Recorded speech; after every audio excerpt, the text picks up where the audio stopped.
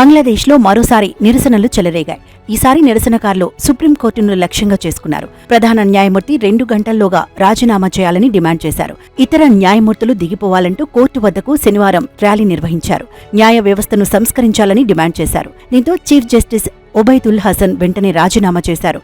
కొన్ని గంటల తర్వాత మరో 5 న్యాయమూర్తులు వైదొలిగారు. తొలుత న్యాయమూర్తులతో సమావేశానికి బంగ్లాదేశ్ సుప్రీంకోర్టు ప్రధాన న్యాయమూర్తి ఒబైదుల్ హసన్ పిలుపునిచ్చారు. దీనికి తాత్కాలిక ప్రభుత్వం అనుమతి లేదని, ఆయన దేశం విడిచి పారిపోవచ్చనే వార్తలతో ఒక్కసారిగా నిరసనలు చెలరేగాయి.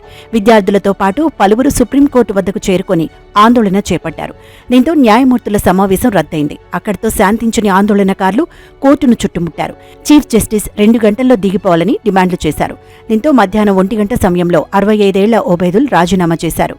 అయితే రాజీనామా చేసి దేశం విడిచి వెళ్లిన మాజీ ప్రధాని షేక్ హసీనాకు బంగ్లాదేశ్ సుప్రీంకోర్టు ప్రధాన న్యాయమూర్తి ఒబైదుల్ హసన్ సన్నిహితుడు కాగా, దేశంలోని న్యాయమూర్తులందరి క్షేమం కోసం రాజీనామా చేస్తున్నానని ఒబైదుల్ ప్రకటించారు.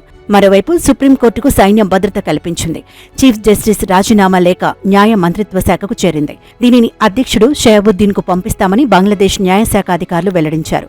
త్వరలోనే ఆయన నిర్ణయం తీసుకుంటారని తెలిపారు. అయితే ప్రధాన న్యాయమూర్తి లేఖ మాత్రమే తమకు అందిందని, మిగిలిన వారి గురించి సమాచారం లేదని పేర్కొన్నారు. ఇక ఢాకా విశ్వవిద్యాలయ vice chancellor Maksud Kamal, Shahjalal varsity VC Farid Uddin Ahmed కూడా ఇప్పటికే తమ పదవులకు రాజీనామా చేశారు.